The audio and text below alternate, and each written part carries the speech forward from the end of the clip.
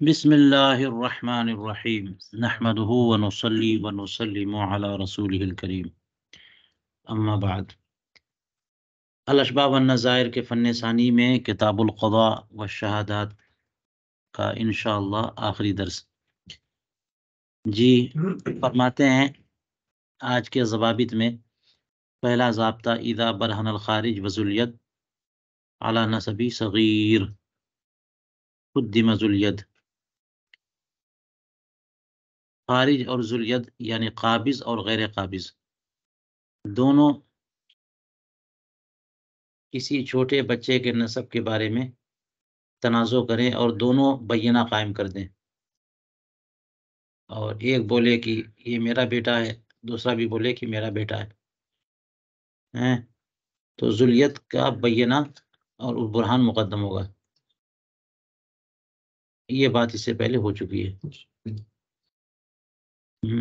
وہ مال میں بات تھی یا نتاج میں تھی کہ جو جانور کا بچہ پیدا ہوا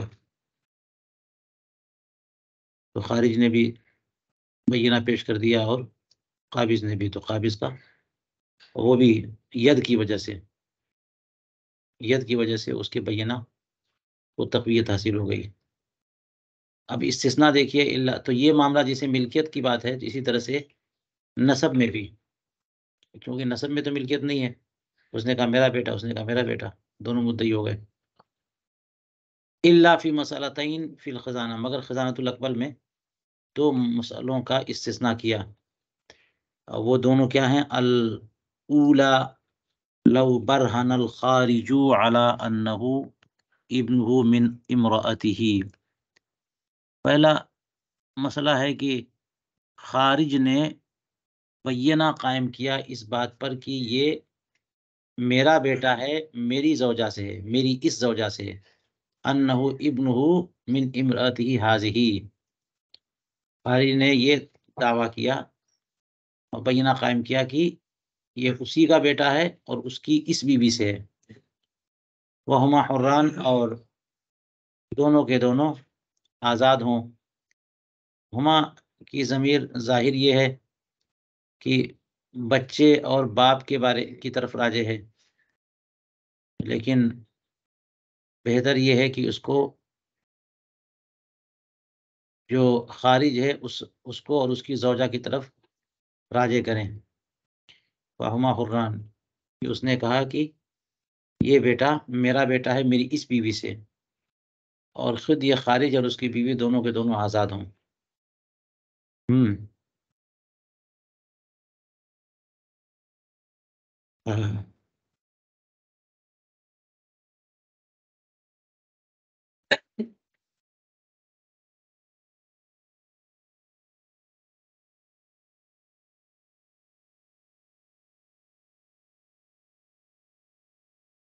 اور یہ اس وجہ سے کہ جب دونوں آزاد ہوں گے تو کسی اور کی ملکیت میں بچہ جائے گا نہیں، یہ امکان ختم ہو جائے گا کہ کسی باندی سے بچہ ہو۔ اور یہ بات سمجھ میں آتی ہے کہ یہ چونکہ شہادت کے درجے میں ہے، تو اس لیے بھی دونوں کا آزاد ہونا ضروری ہے۔ لیکن یہاں پہ یہ کہہ رہے ہیں کہ خارج کا بینہ یہ اس ضابطے سے ہٹ کر کے، وہ ضابطہ یہ تھا کہ ذلیت کا بینہ راجع ہے، یہاں پر راجع نہیں ہے بلکہ خارج کا بینہ راجع ہے۔ وہ اقام ذلیت انہ ابنہ، اور ذلیت نے بھی بینہ قائم کیا کہ وہ اس کا بیٹا ہے، لیکن ماں کی طرف منسوب نہیں کیا اس نے، فول الخارج، اور بات یہی ہے کہ اس میں دعویٰ زیادہ ہے، جیسا کہ علامہ حنبی نے فرمایا، کیا اضافی بات ہے، جیسے اس سے پہلے کل کی بات بھی آئی تھی کہ اعتاق کی بات تھی تو زیادہ بات، تو اس لیے مدعی ہو گیا وہ، اور اس ایک اور معاملے میں تو مدعی کا ہی بینہ قبول کرتے ہیں۔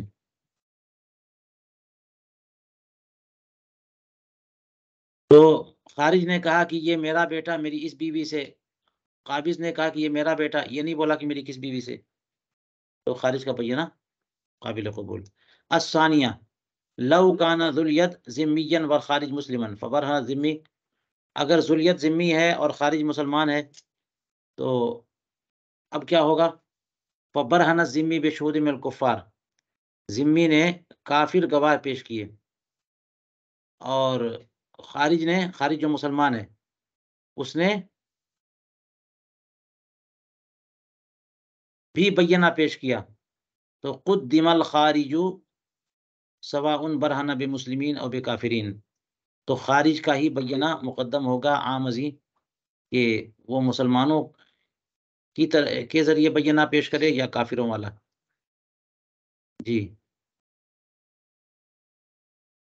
ولو برہن الکافر بمسلمین، اور اگر کافر نے مسلمانوں کو بطور گواہ پیش کیا تو اس کا بینہ اور اس کا برہان بہرحال مسلمان کے برہان پر مقدم ہے مطلقاً۔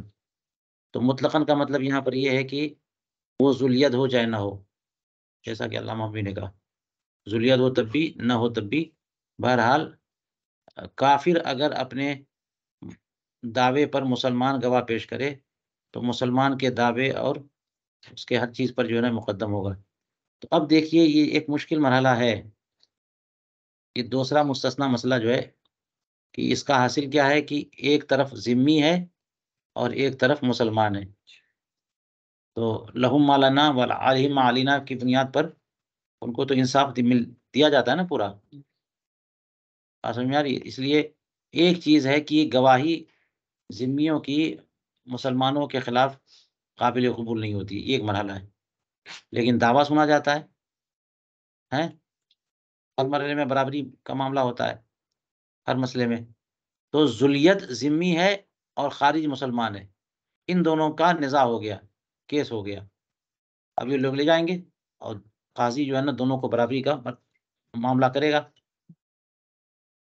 تو ذمی نے کفار گواہ پیش کیے اور خارج نے بھی گواہ پیش کیے، چاہے کفار چاہے مسلمان، تو اس طور یہاں پر خارج کا بینہ قابل قبول ہے۔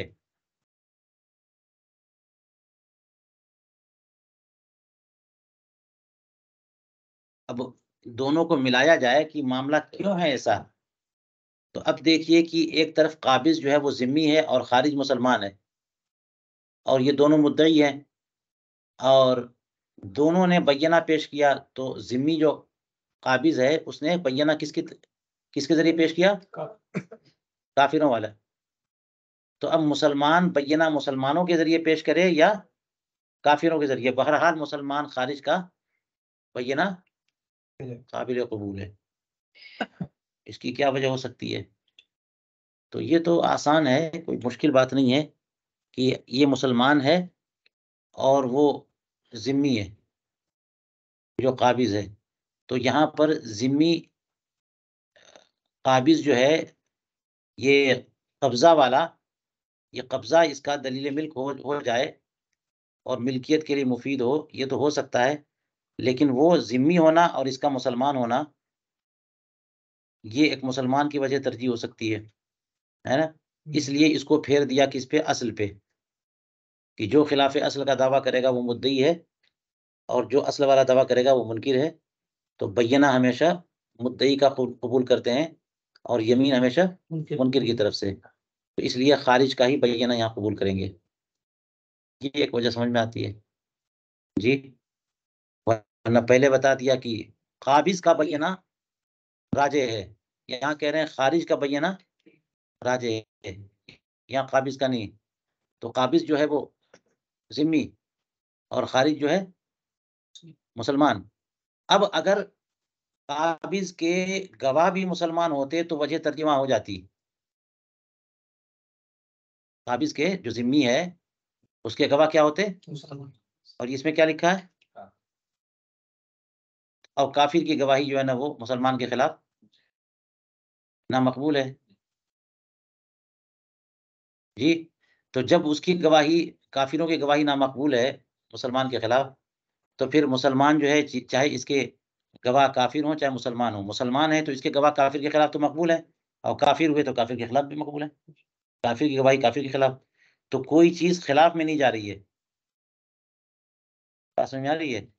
ادھر سے خلاف میں ضرور جا رہی ہے کہ کفار، اس کافر نے کفار کو گواہ بنایا اور یہ مسلمان اس طرف ہے اور یہ مدعی ہے، خارج ہے یہ، تو کیسے اس کو ترجیح دے سکتے ہیں؟ یہ تو خلاف ہو جائے گا معاملہ، یہ ایک مسلمان کی کے خلاف جو ہے نا کافروں کی گواہی معتبر ہو رہی ہے. تو اس طرح سے اس کی تشریح کی جائے تو یہ معاملہ آسان نظر آ رہا ہے. ٹھیک ہے، لیکن آگے دیکھیے، اب آگے کہہ رہے ہیں وَلَوْ بَرْهَنَ الْكَافِرُ. دیکھ لیجیے خارج جو مسلمان ہے اس کا بینہ کیسا ہے؟ مسلمان یا کافر دونوں ہوں گے. کچھ بھی ہو، مسلمان ہے تو سبحان اللہ راجے تو ہی ہے کافر کے خلاف، لیکن کافر بھی ہو تب بھی ہاں، اس لیے کہ کافر کی گواہی کس کے خلاف جائے گی؟ کافر کے خلاف. تو پھر کیا مسئلہ ہے؟ لیکن آگے دیکھیے وَلَوْ بَرْهَنَ الْكَافِرُ بِمُسْلِمِينَ، اور اگر کافر نے بینہ کس کے ذریعے قائم کیا؟ مسلمانوں کے ذریعے. تو خود دماغ مسلم، تو یہ بینہ کافر کا مسلمان کے خلاف جو ہے نا مقدم ہوگا، راجع ہوگا. جی تو یہ کیسے ہوگا کہ کافر نے مسلمانوں کو گواہ بنایا اور مسلمان کے خلاف بنایا؟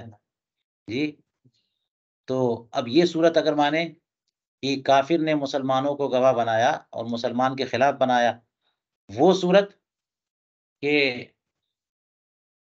مسلمان نے گواہ اپنے کافر بنائے یا مسلمان بنائے، دونوں کو اگر یہ مطلقاً سے جو ہے نا دونوں کو شامل کیا، حالانکہ مطلقاً سے اشارہ کیا علامہ حموی نے کہ یہ مطلب نہیں ہے، بلکہ مطلب یہ ہے کہ ذلیت ہو چاہے خارج ہو، کچھ بھی ہو.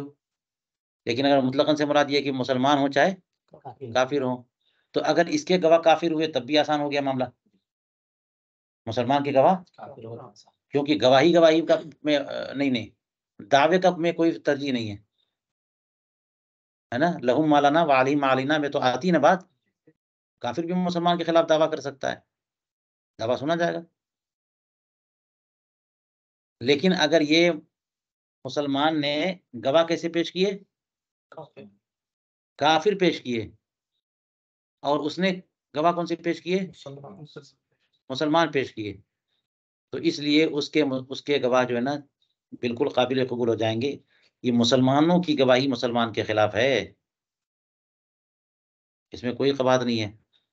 اور اگر اس نے مسلمان نے بھی گواہ مسلمان پیش کیے تب بھی کہہ رہے ہیں کہ اسی کی گواہی، اس کی کیا وجہ ہو سکتی ہے؟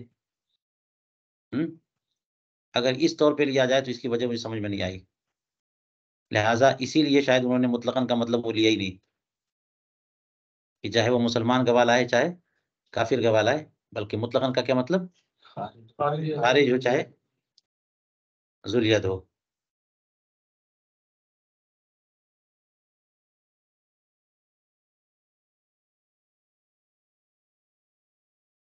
اور ایک توجہ یہ سمجھ میں آتی ہے کہ کافر ہیں مسلمانوں کو گواہ بنا کے لایا اور مسلمان گواہ بنا کے لایا ہے، تو اس کی گواہی اس پر معتبر اس لیے کہ ادھر بھی مسلمان ادھر بھی مسلمان، تو دونوں برابر ہو گئے. دونوں کیا ہو گئے؟ ادھر بھی مسلمان تو برابر، پلہ برابر ہو گیا. اب پھر وہ وجہ ترجیح وہ والی کام آئے گی، ذلیت والی. وہ ذلیت ہے کافر. چلیے اس کی تشریح میں کسی نے کچھ نہیں کہا تو میں نے اس طرح غور کیا. چلیے لا يقدم المسلم على الكافر ولا الكتابي على المجوسي في الدعاوى الا في دعوى النسب.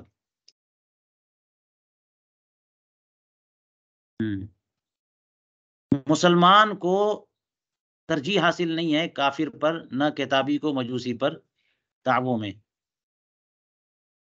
کسی قسم کے دعوے میں جو ہے ترجیح حاصل نہیں ہے کہ کون دعویٰ کرے گا تو صرف دعوے کی بنیاد پر اس کو ڈگری دے دیں گے. مسلمان ہے تو مسلمان کے دعویٰ راجع ہو گیا. یہ تو گواہی کی بات ہے نا، اس میں بھی بڑی تفصیل ہے، لیکن دعویٰ کرنے کا حق تو سب کو ہے. محض دعوے کی بنیاد پر تو کوئی فیصلہ ہوتا نہیں ہے. تو دعوے کی حد تک جو ہے نا کوئی ترجیح نہیں ہے، چاہے مسلمان کرے چاہے کافر کرے، چاہے کتابی ہو چاہے مجوسی ہو. تو اسی لیے کہا مسلمان کا دعویٰ کافر کے خلاف اور کتابی کا دعویٰ مجوسی کے خلاف یہ مقدم نہیں ہے. حالانکہ گواہی کی جب بات آتی ہے تو اس میں تقدم حاصل ہوتا ہے. اور اسی لیے کہ اس میں کم سے کم جو ہے نا خیر ہے، ایک پہلو میں مسلمان کافر کے مقابلے میں مسلمان بہتر ہے، اور مجوسی کے مقابلے میں کتابی بہتر ہے. تو پھر دعویٰ تمام دعووں میں الا فی دعوی نسب، مگر دعوی نسب میں، جیسا کہ خزانۃ الاقبال کی کتاب الدعویٰ میں یہ بات ہے.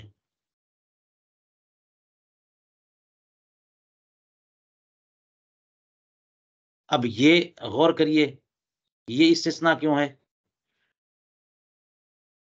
مسلمان کو تقدم حاصل نہیں ہے دعوے میں کافر پر، کہ مسلمان پہ دعویٰ کیا، مسلمان نے کافر پہ دعویٰ کیا، تو مسلمان نے جو دعویٰ کیا اس کو ترجیح دے دی جائے، اس کو پہلے سنا جائے. دونوں بینہ پیش کر دیں تو مسلمان والے بینہ کو ترجیح دے دیں، یا صرف دعوے کی بنیاد پر اس کا فیصلہ کر دیا جائے. یہ سب کوئی چیز نہیں ہے. لیکن نسب کا دعویٰ جب ہوگا تو یہاں پر بات بنتی ہے. تو یہ استثناء کیوں ہے؟ لگتا ہے یہ وجہ ہے کہ نسب میں بچہ خیر الابوین کے تابع ہوتا ہے نا. نسب میں مسئلہ کچھ بھی ہو،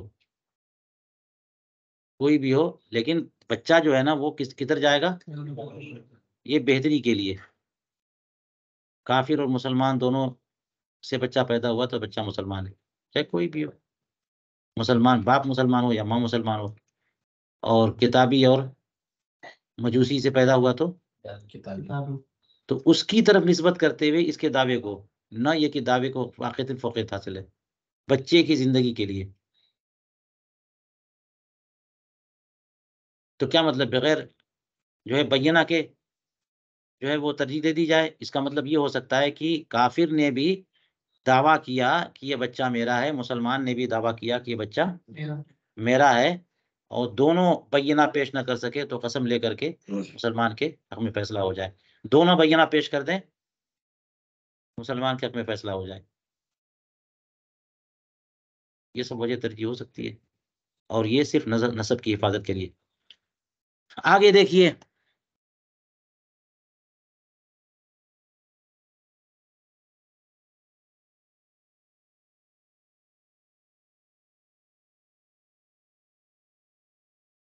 اذا شہدوا له بانه وارث فلان من غیر بیان سبب لا تقبل.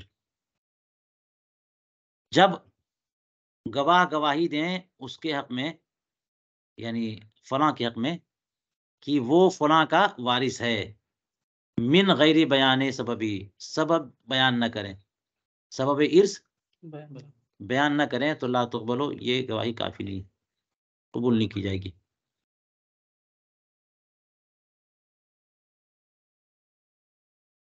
الا اذا شهدوا بان فلانا القاضی قضا بانه وارثه فانها تقبل.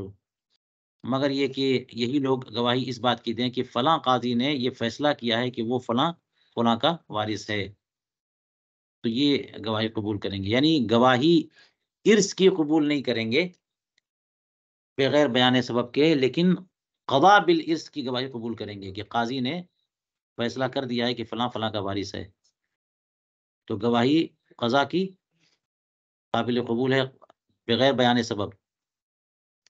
کہ قاضی نے فیصلہ کس بنیاد پر کیا یہ نہ بتایا تب بھی یہ قابل قبول ہے. لیکن اگر یہ بتایا کہ گواہی اس بات کی دی کہ وہ فلاں کا وارث ہے، نہیں بتایا کیسے، تو یہ گواہی. اصل میں احتمالات بہت ہوتے ہیں، اسی لیے بعض شارحین نے یہ فرمایا کہ یہاں ایک بات اور ہے کہ گواہی دے کہ فلاں اس کا وارث ہے اور اس کے علاوہ کوئی اور وارث نہیں ہے، کیونکہ حصص پہ بڑا فرق پڑتا ہے اگر کوئی شریک ہوتا ہے تو. اور اس میں حج بھی ہے کہ محجوب ہو جاتا ہے بندہ، کبھی محروم ہو جاتا ہے، کبھی کس اعتبار سے کہہ رہے ہیں وارث ہے، اولو الارحام میں ہے یا عصبات میں ہے، اصحاب فرائض میں ہے، تو اس کو بہرحال حصہ ملے گا. عصبات میں حصہ مل بھی سکتا ہے اور بچا نہیں تو پھر محروم بھی ہو سکتا ہے. تو کیسے آپ کہہ رہے ہو وارث ہے؟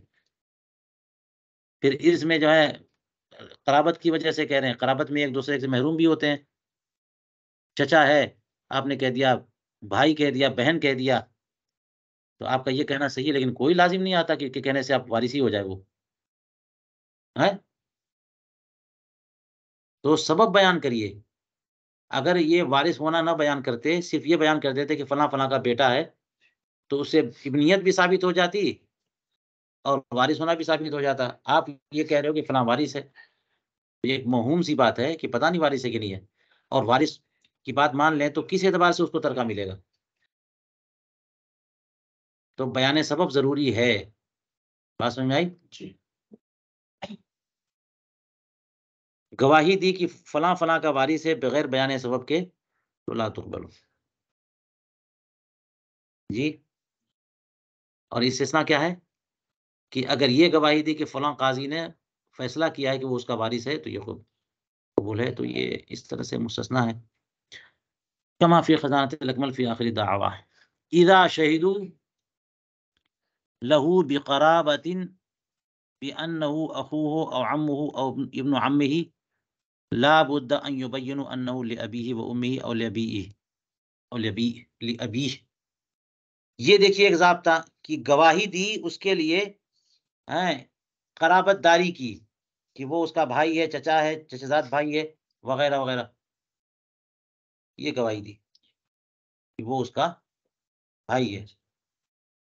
تو اس گواہی کے درجہ اعتبار حاصل کرنے کے لیے ضروری ہے کہ یہ بھی بتائیں کہ وہ سگا بھائی ہے یا باپ شریک بھائی ہے یا ماں شریک بھائی ہے. اس سے بڑا فرق پڑے گا. الا فی الابن والبنت وابن الابن والاب والام، مگر یہ کہ اگر قرابت داری کی گواہی دی ہے ابن اور بنت اور یہ پوتا باپ ماں وغیرہ میں، تو اس میں اس کی ضرورت بھی نہیں ہے. وہ کس طرح کا بیٹا ہے، کس طرح کا پوتا ہے، اصل میں یہ جہت بنتی ہی نہیں ہے. ان لوگوں میں یہ جہت نہیں بنتی ہے. بیٹا جو ہے نا وہ رضائی بیٹے کو بیٹا تھوڑی کہتے ہیں. اور بیٹا کیا، سوتیلا بیٹا بیٹا نہیں ہے. بیٹا کہنے کا مطلب اپنا بیٹا نا. رضائی بیٹے کو بیٹے کہتے تھے، رضائی بیٹا، لیکن وہ وارث نہیں ہوتا ہے. اور ماں کا بیوی کا بیٹا وہ بھی کچھ نہیں ہے. شوہر کا حصہ جب بٹے گا تو اس کے اپنے بیٹے، یا اسی طرح بیوی کا بیٹا جو تھا شوہر کا بیٹا، بیوی مرے گی اس کا ترکہ بٹے گا تو شوہر کے بیٹے کو کچھ نہیں ملے گا، کچھ نہیں ہے. تو یہاں پر لأب و ام اور لأب یا لأم کچھ نہیں بنتا ہے، لیکن بھائی وغیرہ میں یہ چیزیں بنتی ہیں.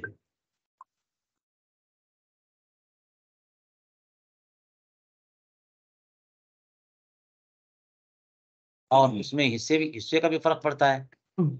سگے بھائی بہن، باپ شریک بھائی بہن، ماں شریک بھائی بہن ہے. اور اس میں یہ بھی فرق پڑتا ہے کہ اگر کوئی سگا بھائی ہے تو ماں شریک بھائی بہن محروم ہو گئے، قرابت زیادہ ہے کم ہے، اس لیے یہ بتانا پڑے گا. اور ایک بات یہ ہے اس کی توجہ کر سکتے ہیں کہ ایسی گواہی قرابت داری کی کہ اس میں احتمال ہو محجوب ہونے کی. جی، محجوب ہونے کا احتمال ہو. یہ سب ہے اس میں بھائی چچا وغیرہ میں. برخلاف بیٹا بیٹی کے بہرحال یہ وارث ہوں گے، باپ ماں کے کبھی بھی محجوب نہیں ہوں گے. اس لیے بتانا چاہیے. چلیے.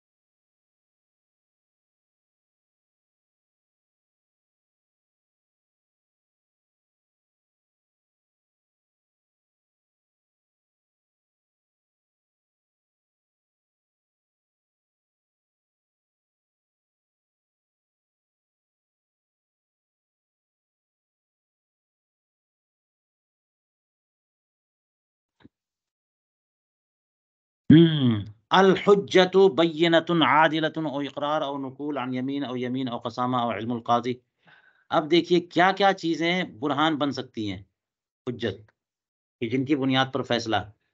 تو عموماً فقہائے کرام نے 3 باتیں بیان کی ہیں، ہے نا، اقرار، نقول اور بینہ.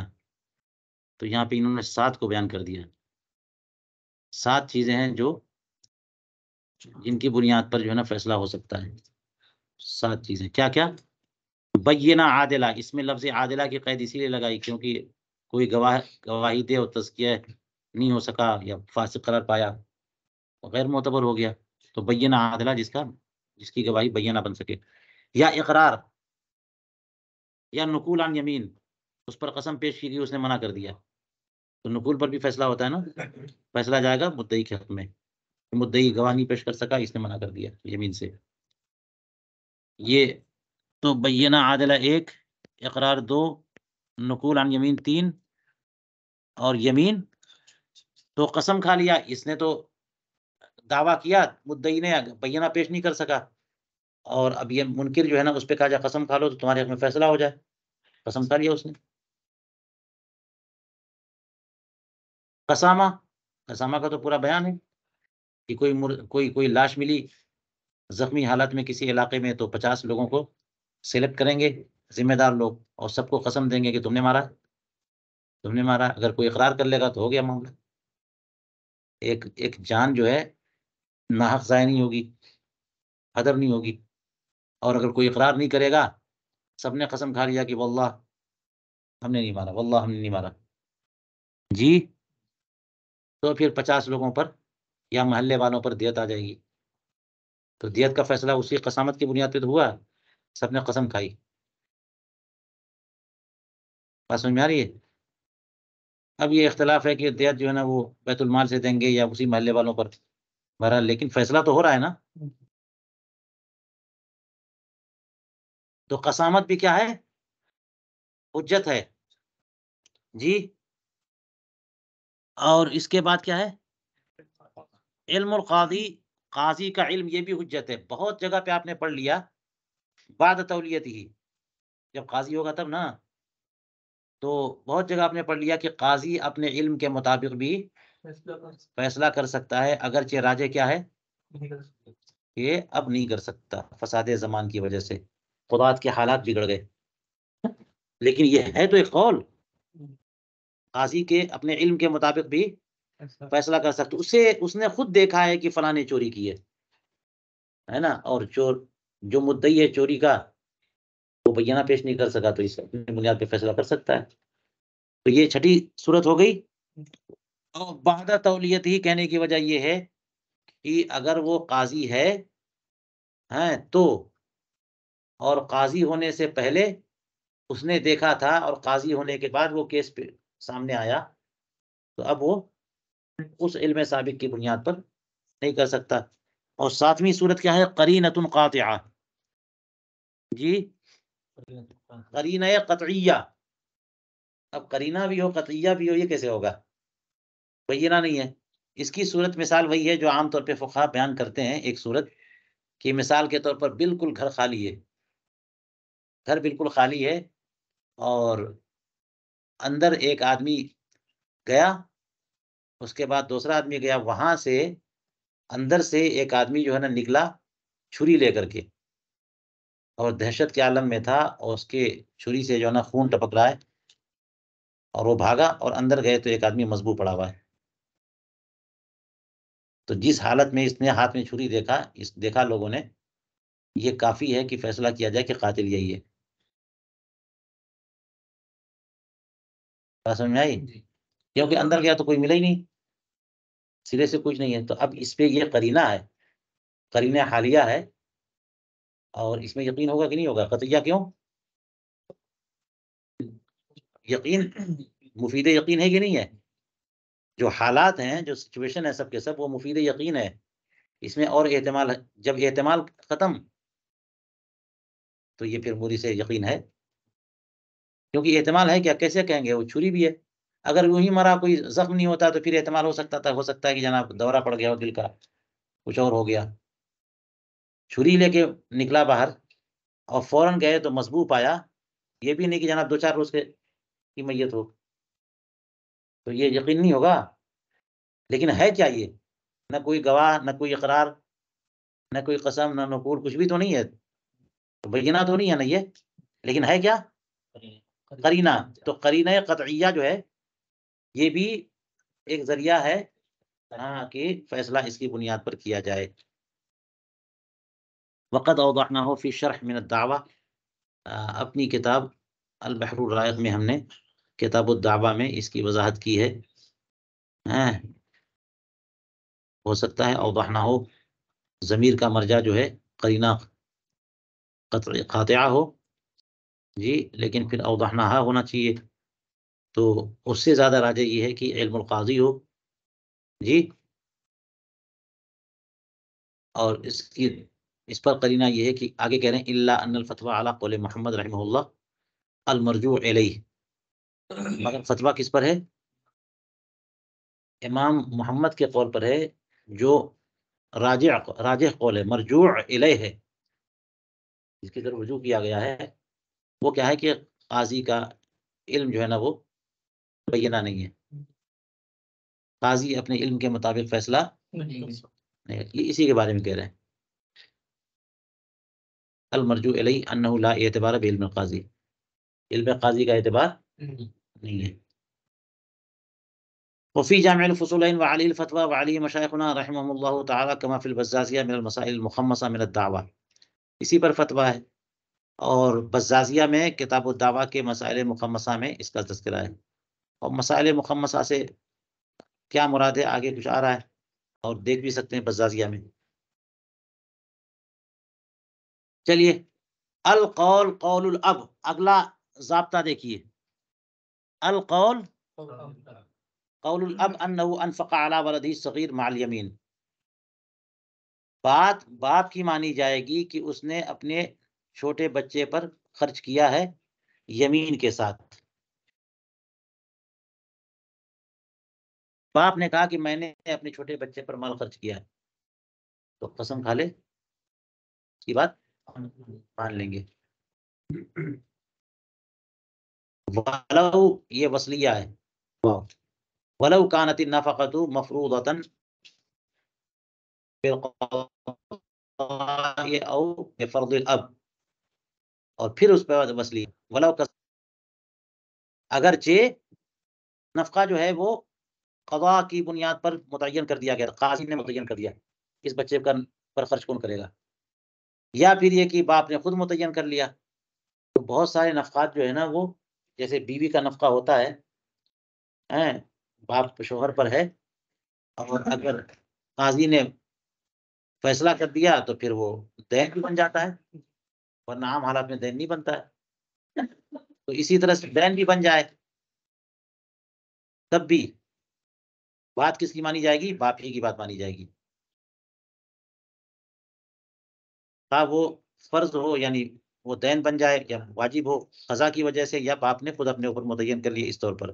وَلَوْ كَذَّبَتِ الْأُمُّ، اگرچہ ماں جو ہے اس کو جھٹلائے، ماں نے کہا کہ تم نے بچے پہ خرچ نہیں کیا ہے، تو باپ نے کہا کہ میں نے خرچ کیا، بات کس کی مانیں گے؟ باپ کی مانیں گے.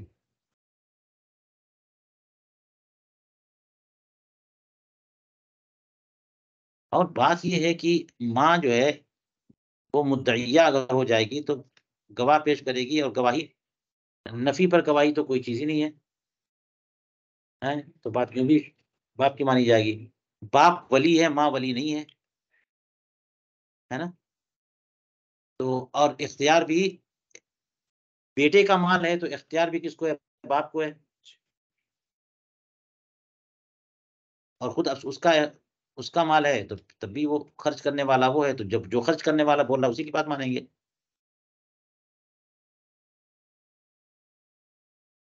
اور وجہ یہ کہ یہ سب ذمہ داریاں خاص طور سے باپ جس کی شفقت جو ہے وہ بہت زیادہ ہوتی ہے، وہ جب بول رہا ہے کہ میں نے خرچ کیا ہے تو بات مان لیں گے. اب یہ مال اگر بیٹے کا ہے اور باپ پر کیس ہو گیا کہ تم نے جو ہے نا بچوں کا مال رکھا ہے، واپس کرو، تو اس نے کہا کہ میں نے بچوں کا مال کے اوپر خرچ کیا، تو بات مان لی۔ بخلاف ما لو ادعى الانفاق على الزوجہ وانکرت، برخلاف اس کے کہ اگر وہی مرد اپنی زوجہ پر انفاق کا دعویٰ کرے اور عورت انکار کرے۔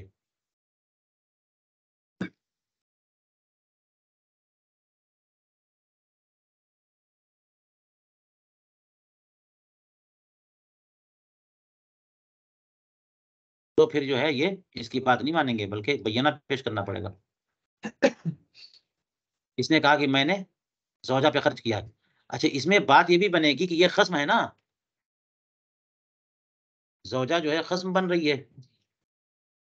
شوہر نے کہا کہ میں نے تمہارا نفقہ دے دیا ہے تم کو، اور عورت نے کہا نہیں دیا ہے، تو خصم بن رہی ہے کہ نہیں بن رہی ہے؟ تو یمین کے ساتھ شوہر کی بات کیسے مقبول ہو جائے گی؟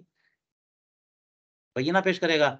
اور بچے کی بات اگر ہے اور باپ نے کہا کہ میں نے بچے پر کر دیا ہے، اور ماں کے بول رہی ہے، تو ماں کیا ہوتی ہے؟ نہ تو مدعیہ ہے، نہ خصم ہے، نہ منکر، کچھ نہیں ہے۔ تو اس کے مقابلے میں یہ اور اس کے مقابلے میں وہ بات ہے نہیں، تو اگرچہ ماں منع کرے پھر بھی باپ نے کہہ دیا تو بات اسی کی مانیں گے۔ لیکن خود بیوی پر خرچے کی بات ہو تو ماں خصم، وہ بیوی بن جاتی ہے خصم۔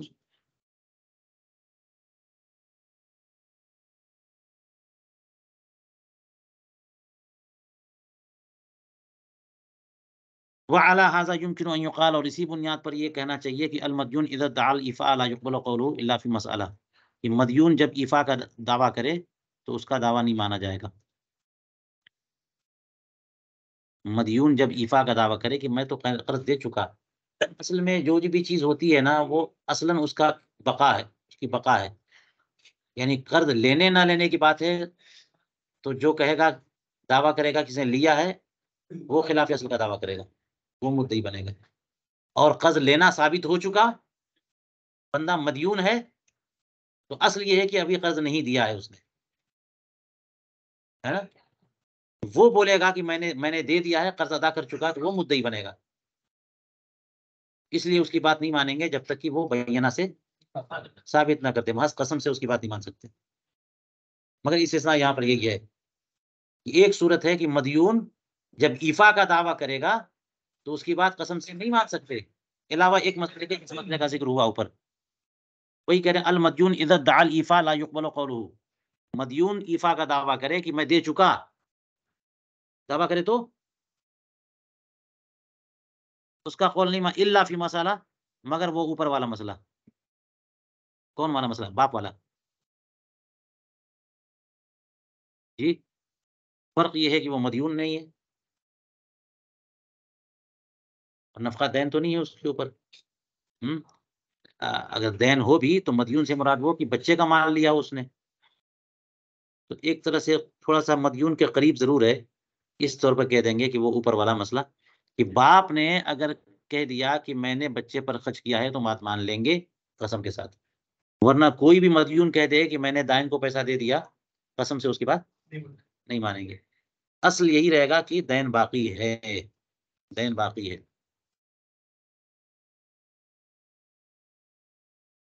چلیے، یہ ایک بات مکمل ہو گئی۔ یہاں سے ایک نیا، ایک اور ضابطہ، اذا تنازع رجلان فی عین، دو مرد اگر کسی عین میں نزاع کریں، تو عمادی نے ذکر کیا کہ اس کی 36 وجہ ہیں، اور علامہ ابن نجیم فرماتے ہیں کہ میں نے شرح البحر میں، اپنی شرح میں، شرح کنز میں ذکر کیا کہ کتنے ہیں؟ 512 وجہ ہیں۔ واہ!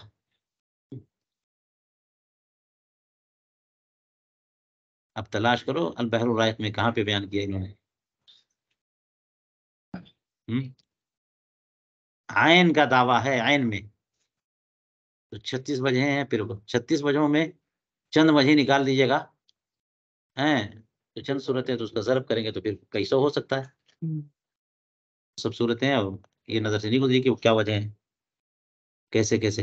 تو عموماً جو دعویٰ ہوتا ہے وہ دین پر ہوتا ہے، اور عین پر اگر دعویٰ ہے تو کیسے کون مدعی بنے گا، کون خصم بنے گا، کیسے کیسے فیصلہ ہوگا ہیں؟ اب وہی 7 صورتیں تو وہ ہو گئی کہ بینہ پیش کیا، یا نقول ہے، یا یمین ہے، ہیں؟ یا اقرار ہے، یہ سب صورتیں ہیں. اور پھر ان میں ہر کہ کون قابض ہے، کون ذوالید ہے، کون غیر ذوالید ہے. اب اس طرح سے بہت ساری چیزیں چلی جائیں گی. تو عین میں دعوے کی صورت یا نزاع کی صورت میں بہت ساری وجہیں ہیں، پھر وہیں پہ دیکھیے. ٹھیک ہے، آگے چلیے. التصدیق اقرار الا فی الحدود کما فی الشرح من دعوی الرجلین. تصدیق اقرار ہے، یہ ایک اور ضابطہ. تصدیق کیا ہے؟ تصدیق بھی اقرار ہے، مگر حدود میں. حدود میں تصدیق اقرار نہیں ہے. اصل میں تصدیق اقرار دو الگ الگ چیزیں ہیں، مگر تصدیق اقرار کا کام دیتی ہے کہیں کہیں. اقرار میں تو پورا جملہ دعوے کی طرح ہوتا ہے نا، لہو علیہ الف درہم، یہ اقرار ہے. یہی نہیں اقرار ہے، پورا جملہ، پوری بات ہوتی ہے اس میں، اپنے اوپر جو ہے نا آدمی لازم کرتا ہے. اور تصدیق میں تو کسی کی بات کو ہاں نہیں کہہ کر کے ہاں ٹھیک ہے تم نے صحیح کہا، اس میں بات ہوتی نہیں ہے، سب مقدر ہوتا ہے. جیسے اس نے کہہ دیا کہ علی کا الف درہم ہے، تو اس نے کہا تم نے صحیح کہا، تو یہ تصدیق ہے. تو لہو علیہ الف درہم کہیں گے تو یہ اقرار ہے. اور اس نے کہا کہ میرے تمہارے اوپر 1000 ہیں، اس نے کہا تم نے ٹھیک کہا، تو یہ تصدیق ہے. صدقتہ، یہ کیا ہو گیا؟ تصدیق. تو جب تصدیق کریں گے نا تو یہ مالی معاملات میں تصدیق اقرار ہے. ہاں کہہ دیا اس کا مطلب پوری بات آپ نے مان لی، تو اتنے ذمہ آ گئے آپ کے. تو تصدیق اقرار ہے، بات سمجھ میں آئی؟ مگر حدود میں تصدیق اقرار نہیں ہے.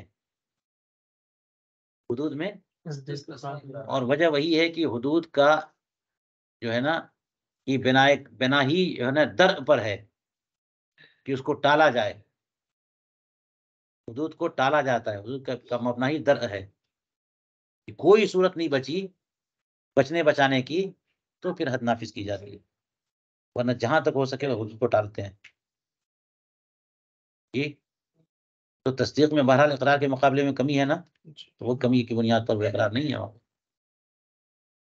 اسی لیے کہا کہ جسے مثال کے طور پر کہہ دیں گے حد قذف میں کہ فلاں زانی یا زانیہ ہے، تو یہ قاذف ہوا. اگر جو ہے نا حرام کار کہہ دیا تب بھی قاذف نہیں ہوا. یہ تو جملے پر معلوم ہے، فلاں نے حرام کاری کی ہے یا وطیہ حرام کیا ہے تو قاذف نہیں ہوا. زنا کہے گا تو قاذف ہوگا. فلاں نے زنا کیا، وہ زانی ہے، تو یہ قاذف ہوا. اب یہ کہ زید نے کہا کہ بکر نے زنا کیا ہے، تو زید قاذف ہوا، اور اس جملے پر عمر نے کہہ دیا ہاں تم نے ٹھیک بات کہی، تو یہ تصدیق کیا نا، یہ قاذف نہیں ہے. کچھ بات سمجھ میں آ رہی ہے؟ زید نے کہا بکر کے بارے میں کہ وہ زانی ہے، تو زید کی اس بات پر عمر نے کیا کہہ دیا؟ یہ تصدیق، ہاں تصدیق کر دیا. تو قاذف کون ہے؟ زید قاذف ہے، یہ عمر قاذف. یہ تصدیق کرنے والا مصدق ہوا نا، تو مصدق جو ہے وہ مقر نہیں ہے. تو اقرار جو ہے نا یہ ہر جگہ ہے، تصدیق اقرار ہے، لیکن حدود میں تصدیق اقرار نہیں، لہذا یہ قاذف نہیں ہوا. اب اس میں گنجائش تو یہ نکلتی ہے نا کہ تم نے کہا ٹھیک کہا، تم نے ٹھیک کہا، یعنی مشہور ہے کہ تم جو ہے نا ہر ایک کے اوپر الزام باندھتے ہو. آج بھی تم نے الزام باندھے، تم ٹھیک ہی تو کہا. بہت سنا تھا کہ تم بہت بڑے جھوٹے ہو، آج دیکھ لیا. تو اس طرح کی کوئی صدقتہ اس میں تو اس بیان تو آیا نہیں نا، صرف یہ کہا کہ تم سچ بول رہے ہو، تم صحیح کہہ رہے ہو. عموماً صدقتہ میں یہ بات مانتے ہیں کہ جو بیان ہے اسی کو معاد مانتے ہیں، یہاں پہ اس کی بنیاد پہ اقرار مان لیتے ہیں. لیکن حدود میں نہیں مانیں گے، کیونکہ حدود کی بناء کار ہی درء پر ہے، تو جتنی گنجائش نکلے گی نکالے جائیں گے.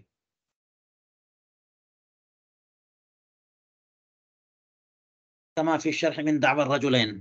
ابھی دیکھیے دعوی الرجلین کی تفصیل کیا ہے البحر الرائق میں. لا یقضی بالقرینۃ الا فی مسائل، قرینے کی بنیاد پر فیصلہ نہیں ہو سکتا، یہ بھی ایک ضابطہ ہو گیا، اور استثناء الا فی مسائل۔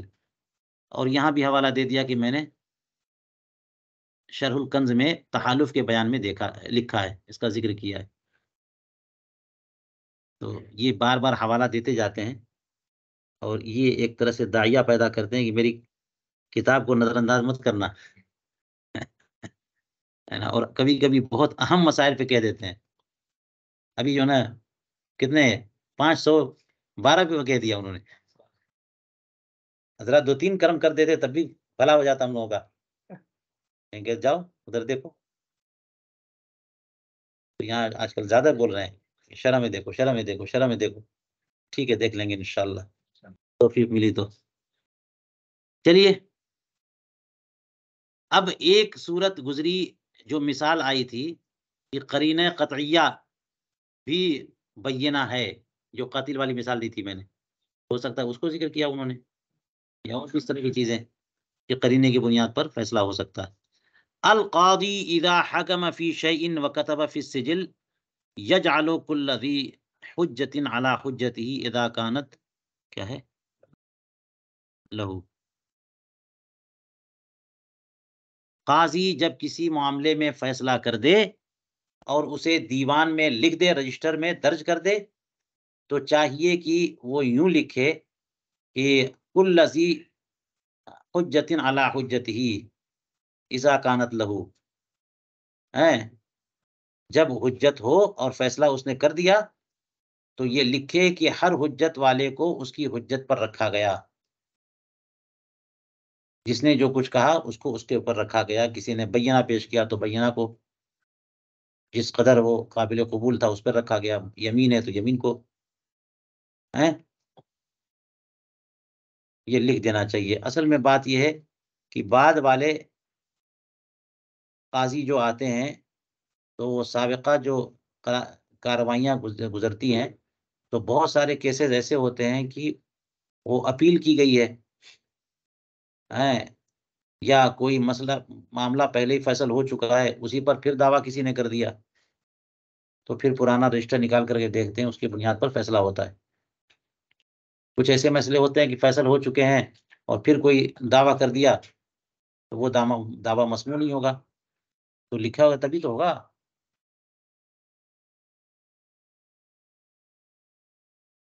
آپ نے پڑھ لیا کہ نسب کے بارے میں جو فیصلہ ہوتا ہے وہ سب پر نافذ ہوتا ہے، تو جب نسب کے بارے میں کیس آیا، سامنے فیصلہ ہو گیا تو ہو گیا سب پر۔ اب کل کو کوئی نسب کا دعویٰ کرے گا اسی بچے کے بارے میں تو کیسے خارج کر دیں گے۔ تو لکھنا ہو تو یہ لکھنا چاہیے۔ کہتے ہیں وخمس من السجلات لا یجعل القاضی کل ذی حجۃ علی حجتہ، لیکن 5 ایسے معاملات ہیں جو کیس میں جو رجسٹر ہوتے ہیں کہ اس میں قاضی کو یہ تو اس وجہ سے کہ وہ اس کے خلاف فیصلہ جو ہو چکا اس فیصلے کے خلاف کوئی دعویٰ سنیں گے ہی نہیں۔ جیسے نسب کا معاملہ ہے، وہ 5 دیکھیں، النسب، نسب کا جب فیصلہ ہو گیا تو اب اس کے بارے میں کسی نسب کا دعویٰ، کسی اور کا دعویٰ قبول نہیں، سنیں گے ہی نہیں۔ نسب کا فیصلہ ہو گیا تو اب کوئی اور دعویٰ کر ہی نہیں سکتا۔ اسی طرح حکم بشہادت القابلہ و فسق النکاح بالعنہ و فسق البیع بالعواق و تفسیق الشاہد، یہ 4-5 مسئلے ہیں۔ قابلہ گواہی دے دیتی ہے، دایا جو ہوتی ہے عورت، ایک عورت کی گواہی قابل قبول ہے نا، مان لیتے ہیں یہ بچہ اس کا ہے، ہو گئی بات۔ اب یہ تعرض اور دفع کرنے کی کوئی صورت ہی نہیں ہے، یہ دفع نہیں کریں گے۔ کوئی آگے کہے گی نہیں وہ 2 عینی گواہ ہیں، 2 عینی گواہ آ گئے کہ وہ بچہ اس کا نہیں بلکہ فلاں کا بچہ ہے، تو 2 عینی گواہ اگر جو ہے نا ماں کے شکم سے پیدا ہوتے ہوئے انہوں نے دیکھا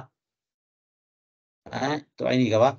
اسی وجہ سے تو یہ چونکہ مشکل ہے کہ کوئی اگر آنکھوں سے دیکھے گا تو فاسق ہو جائے گا، تو گواہی دے گا کیسے؟